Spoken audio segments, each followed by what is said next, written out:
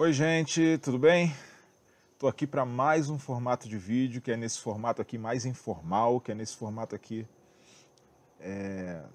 mais direto, como fosse uma conversa com vocês. E como eu disse, eu estou fazendo esses vídeos ou com assuntos atuais, com coisas que acontecem no dia a dia e precisam de uma resposta mais rápida, sem muita edição de vídeo e nem nada, ou para responder perguntas de vocês. Eu criei um grupo para minha página no WhatsApp. Já tem o grupo do WhatsApp do Ministério Mojo do Evangelho e tem um grupo da minha página agora. Inclusive lá eu dou meu livro gratuito, Como Ser Mais Que Vencedor, todos os dias, que é digital. Se você quiser baixar gratuitamente, se você quiser entrar no grupo, deixa logo um comentário aqui, eu quero entrar, que eu acabei de criar, então ainda tem vaga lá.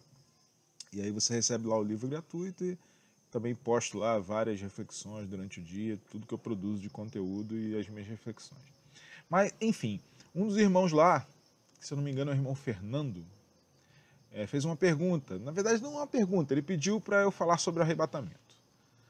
Arrebatamento da igreja. Bom, então essa questão já é logo uma questão delicada. Por que é uma questão delicada? Porque, antes de eu explicar por que ele é delicado, deixa eu explicar o que é uma visão bíblica teológica digna de respeito. Uma visão teológica digna de respeito é aquela que é uma interpretação de um irmão em Cristo seu que não fere os pontos básicos do Evangelho e que é plausível conforme a sistematicidade da teologia dessa pessoa, tá? Que não é uma heresia, que não é um absurdo, que não fere o Evangelho, apesar de você não concordar com ela. Então há correntes dignas de respeito, pré-tribulacionista, ou seja, a igreja é arrebatada, Deus leva aqueles que estão vivos para encontrar com ele no céu antes da tribulação, tá? E ressuscita os mortos primeiro, depois leva os que morreram em Cristo, né? E leva os que estiverem vivos, secretamente, ninguém vê, só vem as pessoas desaparecerem. Tem os mesotribulacionistas, que falam isso, mas que isso vai acontecer na metade da tribulação, ou seja, aqueles que dividem a tribulação em duas partes, na tribulação normal e na grande tribulação. E tem os pós-tribulacionistas, que creem que a vinda, o arrebatamento do Senhor é junto com a sua vinda no final da tribulação, tá? Que a igreja passa totalmente pela tribulação. Então, isso são correntes teológicas dignas de respeito. Eu não concordo com duas delas. Tá? Tem uma tendência mais simpática com uma, das quais eu não concordo, e bem discordante de outra. Mas eu não posso dizer que o irmão que pensa assim é herege e não é meu irmão em Cristo. Então eu quero começar explicando isso. Tá? A minha visão, isso não significa prejuízo para o que eu penso. A minha interpretação da Escritura é uma. Tá? Então, expliquei para você o que é uma visão teológica digna de respeito e aproveitei e expliquei também. Pré-tribulacionismo, arrebatamento, antes, mesotribulacionismo no meio, tá, da tribulação, 3 anos e meio, arrebata, depois de mais 3 anos e meio, usando as 70 semanas de Daniel, e 3 depois da tribulação, pós-tribulacionista. Bom, gente, eu gravo aqui na varanda da minha casa, se estiverem ouvindo uma música, é do vizinho, então não liga não. Eu uso o microfone aqui para tentar não pegar nada, mas se pegar, já me perdoe, é aqui no vizinho. Então, entendemos isso? Muito bem. Com isso compreendido, eu vou falar um pouco sobre a minha visão. Tá? Eu vou explicar sobre o que eu creio, sobre a minha visão, e eu tenho convicção nela. Vou dizer assim, 99% de que é isso que a Bíblia revela. Inclusive eu tinha uma outra visão e mudei depois de estudar a Bíblia, não ouvir. Porque assim, esse é um assunto que se você ler um livro, se você não tiver sua convicção feita, não tiver estudado profundamente, você lê um livro de um pré-tribulacionista, esse cara tem razão. Aí lê um livro do mesotribulacionista, mas não é que faz sentido. Aí você lê o livro do pós-tribulacionista, não, agora tá certo. Ou seja, se você não tiver estudado, se debruçado no tema com a sua Bíblia, com o seu coração, com a sua mente, e pesquisado, e estudado, e buscado ao Senhor, você vai acreditar em quem você está lendo naquela hora, quem você está ouvindo naquela hora. Enfim, eu tinha uma visão pré-tribulacionista, né? Só que, meditando nas Escrituras, hoje a minha visão é pós-tribulacionista. Tá? Eu vou explicar para vocês aqui por quê. E também vou dizer no final uma coisa muito interessante, que é como eu penso e como eu olho para isso tudo. Tá? Desde já meu respeito aos irmãos pré-tribulacionistas, mesotribulacionistas, Mas a minha posição, já que me perguntaram, é pós-tribulacionista e eu vou explicar por que é pós-tribulacionista, tá bom? Bom, a primeira coisa é porque, na verdade, para eu crer que algo vai ser antes da tribulação, que Jesus vai aparecer para arrebatar a igreja antes da tribulação, eu tenho que crer que vão haver duas vindas diferentes de Jesus. Ele veio a primeira vez, né, morreu, ressuscitou, e vai ter a segunda vinda. Eu tenho que crer que vai ter a terceira vinda, porque Paulo, por exemplo, quando ele fala aos Tessalonicenses, né, tanto na primeira quanto na segunda epístola, ele relaciona diretamente o arrebatamento, quando ele fala, quando ele usa a palavra arrebatamento, ao dia da vinda do Senhor. Tá? Eu não vou aqui citar os textos bíblicos, não vou fazer exegese. Por quê? Porque quem é pré-tribulacionista sabe tudo que eu vou dizer. Eu sei os argumentos dos pré-tribulacionistas, dos mesotribulacionistas, não está aqui para discutir isso. Estou tentando simplificar nesse vídeo de bate-papo aqui com vocês, tá bom? Qualquer dia eu posso fazer um vídeo aqui de estudo, aí eu vou trazer cada versículo, mas eu vou falar aqui de forma bem espontânea. Então ele liga a vinda do Senhor. O arrebatamento acontecerá junto da vinda do Senhor. Eu não encontro na Bíblia uma base para mostrar que a vinda do Senhor é dividida em duas partes. E muito menos que haverá uma segunda ou uma terceira vinda. Ou seja, ele vem, ressuscita os mortos nele, arrebata a igreja. Aí depois de 7 anos ou de 3 anos e meio, se for mesotribulacionista, ele vem de novo, né, que é aquela descrição da vinda para destruir o anticristo, o falso profeta que nós vemos em Apocalipse. Eu não vejo base para isso. Nós vemos em Mateus 24, quando Jesus fala sobre a sua vinda, ele diz após a tribulação daqueles dias, né, que ele virá e diz que os seus anjos reunirão os seus escolhidos, né, dos 4 cantos no céu, ou seja, muito claramente uma referência também ao arrebatamento. Aí eu sei que o pré-tribulacionista e o meso-tribulacionista vai falar, mas é o pessoal da segunda leva, da segunda chance. Eu, sinceramente, não creio que há essa segunda leva, essa segunda chance, não vejo base para se acreditar nisso. Se você olhar também para o Evangelho de João, você vai ver que Jesus liga lá, inclusive eu até separei para você aqui, que eu vou ler um pedaço desse, tá bom? Tá aqui em João, desculpa aí o barulho da moto, tá, gente? Por favor.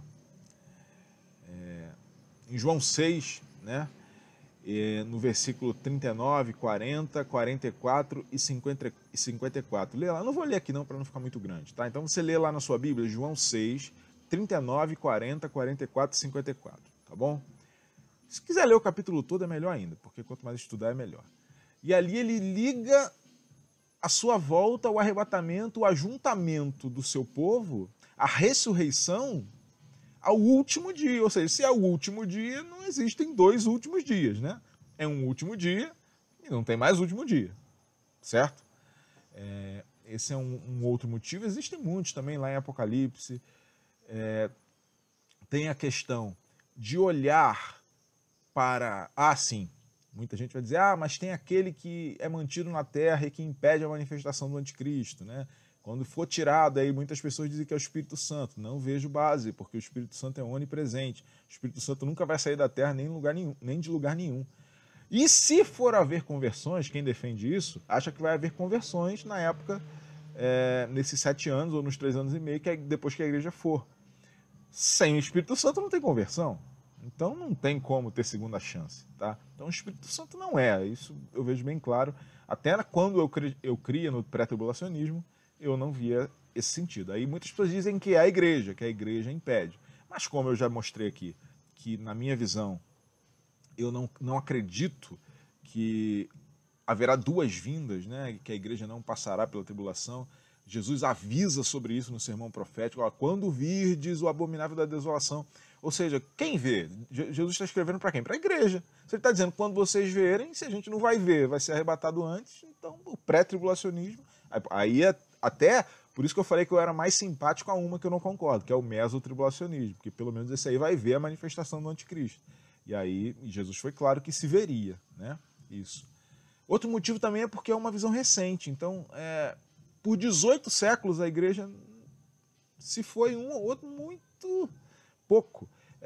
A igreja, 100% dela na sua história, na sua teologia, a vinda do Senhor era uma coisa só. Então, só a partir do século XIX, 1830, mais ou menos, começou com uma visão, aí a pessoa escreveu, eu não vou falar aqui os detalhes, você pode pesquisar sobre isso. E aí criou-se, principalmente entre os irmãos pentecostais, aos quais eu amo muito, inclusive concordo com muitos pontos da sua teologia pentecostal, que eu não gosto de selos em mim, eu sou isso, eu sou aquilo, eu sou de Cristo e eu sou do Evangelho e o que para mim tiver certo é o que eu vivo, né? E se alguém mostrar para mim que eu estou errado, não tem problema nenhum em voltar atrás, como voltei do pré-tribulacionismo para o pós-tribulacionismo. Então, os irmãos pentecostais acabaram adotando essa, muito pelo que aconteceu nos Estados Unidos, aí tem muito a ver com a cultura americana, enfim, mas é coisa que a gente não vai entrar aqui. Mas você vai ver que é recente. Só do século XIX para cá é que começou a se acreditar nisso. Então, 18 séculos de igreja, inclusive a primitiva, estava errado, e agora, do século XIX para cá é que está certo. Tem dificuldades com isso, né? De acreditar assim. Eu sei que é difícil falar nisso dessa maneira, porque quase todo mundo no Brasil crê em pré-tribulacionismo ou mesotribulacionismo, tá? Outra coisa também é quando Paulo fala sobre o arrebatamento aos Tessalonicenses, a primeira vez ele fala porque as pessoas estavam com medo lá que os que morreram, né, em Cristo não fossem ver a volta de Jesus. Ele fala que não, que os mortos ressuscitarão primeiro, né, que jamais que os mortos não ficarão para depois, que nós não precederemos os que dormem. Os que dormem é um eufemismo para os que estão mortos. Né? E aí depois ele teve que escrever uma outra epístola porque o pessoal estava lá pensando que Jesus já voltou, aí tinha gente dizendo uma coisa, dizendo outra, escrevendo carta, enfim, falando que Jesus já tinha voltado, que estava para acontecer, e aí ele fala uma coisa, olha, não acontecerá antes que algo aconteça. Primeiro a apostasia. Essa aí você olha para todos os lugares, né? Olha aí o que está acontecendo nas igrejas, e a apostasia está aí. Beleza, tudo bem.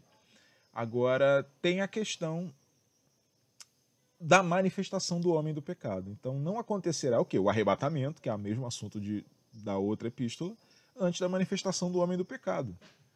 Então é preciso que primeiro ele se manifeste para que haja o arrebatamento. Então o pré-tribulacionismo, aí já fica também a minha simpatia, apesar de discordar do mesotribulacionismo, porque também veria a manifestação do homem do pecado. Então, se eu tivesse que mudar de opinião, eu iria para o mesotribulacionismo. Para mim, o pré-tribulacionismo é muito, muito remoto de estar correto. Mas eu vou falar uma coisa muito legal no final, tá? Eu acho que eu falei basicamente tudo o que eu iria falar. Tem muito mais coisas para dizer, né? E agora eu vou dizer o que fica a pulga atrás da orelha. Por que eu digo que não se pode dizer que o irmão que tem a visão pré-tribulacionista ou meso é herege, está errado, a visão é digna de respeito. Tem a questão que Jesus disse que vem como ladrão, né? De surpresa. E se o homem do pecado vai se manifestar, não é tão surpresa assim. Né? Apesar de que pode ser surpresa, porque não se sabe o dia exato que começará a tribulação, tal, enfim. Mas fica uma pulga atrás da orelha com a questão de Jesus vir como ladrão. Mas também isso, Jesus para vir, não precisa necessariamente ele voltar, porque se eu morrer, ele veio para mim. Então eu tenho que pensar que cada dia para mim pode ser o último, mas eu confesso que não é sobre isso que os textos dizem, parece que ele está falando realmente sobre a sua volta. Então fica aí uma pulga atrás da orelha sobre isso, né? Se ele vai voltar como um ladrão, se ele vai voltar de surpresa, não encaixa muito. Mas enfim, isso, para mim, Deus não deixou absolutamente claro de propósito. Até porque a sua volta é algo que ele deixa no ar exatamente para que nós vivamos cada dia como se fosse o último, sabendo do que vai acontecer, olhando as profecias, não ignorantes aos sinais, mas entendendo que a qualquer dia ele pode voltar para nós, porque ainda que tenha que se manifestar um homem do pecado, eu posso morrer, e se eu morrer ele voltou para mim. Então, para mim, isso não ficou total 100% claro. Eu não posso, apesar de ter convicção, na minha opinião, né, com base em estudos e na minha meditação diária nas escrituras, eu não posso acusar o irmão pré-tribulacionista ou mesotribulacionista de heresia. Eu tenho que respeitar a opinião dele e eu respeito muito e te amo muito, viu, meu irmão? Inclusive desejo que você esteja certo. É isso mesmo, eu vou falar por quê depois. Tá? Então tem essa questão. E tem a outra questão que é a ira. Nós não fomos destinados para a ira, e é verdade. A igreja, Cristo levou a ira do Senhor sobre ele para que nós não passássemos pela ira. Então estou tentando dar também os outros argumentos, até porque eu conheço, eu já fui pré-tribulacionista. Só que tem uma coisa que para mim está muito clara em Apocalipse. Tribulação é uma coisa. Cálice da ira, ou dependendo da sua tradução, vai chamar de outras coisas, né? Ou cálice, deixa eu ver de o que a minha tradução chama aqui. Enfim, não precisa ver não. Provavelmente deve chamar de flagelos, tá? Esse aí sim acontecerão depois do arrebatamento. Então Jesus arrebata a igreja e depois lança-se os flagelos e os cálices da ira na terra, tá? É possível, aí vai minha outra simpatia a teologia da qual eu discordo, que é a mesotribulacionista. Aí também faria um pouco de sentido, né? A igreja vai no meio e aí começam os cálices nos últimos 3 anos e meio. É mais possível, mas eu particularmente não vejo isso. Os sinais, aí eu volto lá para o início, lembra que a ligação que Paulo faz com o dia da vinda, Jesus falando que é no último dia, lá em João, enfim, lá em Mateus 24, também deixando claro que ele vai juntar os seus escolhidos depois da tribulação daqueles dias. Enfim, por isso que eu mantenho minha visão pós-tribulacionista. Mas eu falei que ia falar uma coisa interessante no fim, não falei? É o seguinte, eu prefiro me preparar. É uma coisa muito simples, mas eu prefiro me preparar para ir depois e passar por tudo. E eu estar errado e ir antes. Olha que eu vou ficar triste. Você acha que eu estou triste? Se Jesus me arrebatar agora, eu vou ficar muito triste, né? É claro que não. Então eu prefiro me preparar para ir depois e ir antes. Agora, será um problema se eu acreditar cegamente que eu vou antes e descobrir que eu não vou. Que eu vou ter que enfrentar o anticristo, vou ter que enfrentar a perseguição que vai acontecer nessa terra. Tá bom? Inclusive, Jesus falou, quando virdes o abominável da desolação, fugir para os montes. Ele está falando ali com os cristãos, com a igreja, fujam, porque ele vai perseguir. E vai ser dado a ele, né, a Escritura revela, poder para pelejar contra os santos e para vencê-los, inclusive. Né? Então, se ele vier antes ou vier no meio, eu vou ficar muito feliz, mas eu prefiro me preparar para ir depois. E uma palavra de consolo para você é que Jesus prometeu, lá em Apocalipse, em uma das cartas, no capítulo 3, às igrejas, que ele, na provação daqueles dias, ele nos guardaria. Isso significa o quê? Que nós não vamos ser martirizados, não vamos sofrer? Não. Significa só que ele estará conosco, nos dará revestimento de poder do Espírito e que nós não o negaremos. Não se preocupe com isso. Se você é realmente nascido de novo, você não o negará, porque o Espírito do Senhor te revestirá. Tá bom? Então é isso, viu, Fernando? E fica aí para quem também quiser mandar dúvida. Respondi nesse formato aqui, não é um estudo bíblico, né? Não li os textos aqui fazendo a exegese deles, mas eu deixei a minha opinião com todo o meu respeito, as opiniões dignas de respeito contrário. Agora, quem tem, por exemplo, Jesus já voltou lá em 1000 não sei quanto, ou Jesus não vai voltar, isso é só simbólico. Isso não, isso está errado. Isso não é digno de respeito, isso é heresia, e isso aí é outra coisa completamente diferente. Jesus vai voltar, ele foi e vai voltar. Mas o principal é que nós cremos que ele voltará, todos nós, eu tenho certeza, e quando ele voltar, os mortos em Cristo ressuscitarão primeiro, e nós que estamos vivos, ou se estivermos vivos, iremos encontrar com ele, e nos ares, e olha para o mundo, né? Os sinais estão aí, tá bom? Então é isso, lembrando que as nossas redes sociais estão todas aqui na descrição, segue lá, tem muito conteúdo por dia, eu estou escrevendo artigo quase todo dia, tem imagem, tem reflexão, tem vídeo, esse aqui é o segundo vídeo do dia, tá? A segunda vez na semana que eu faço 2 vídeos. Então no Facebook é onde tem tudo, tá? Mas tem nosso site, tem tudo aqui. Segue no Instagram, eu faço story todo dia lá também, aí vai pro story do Face também, mas enfim, no Instagram principalmente, é principal, e no Instagram eu interajo mais, converso mais com as pessoas. Tá? Então se você quiser bater mais um papo rapidinho comigo, até porque eu não consigo, são centenas de mensagens por dia, segue lá no Instagram, tá?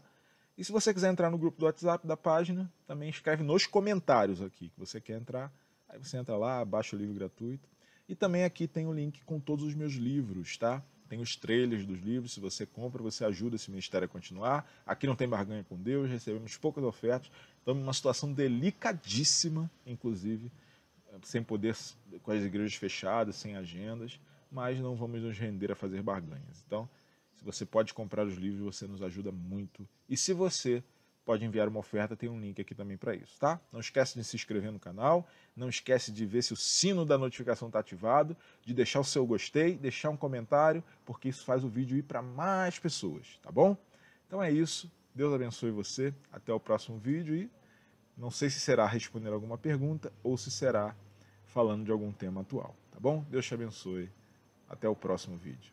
Tchau.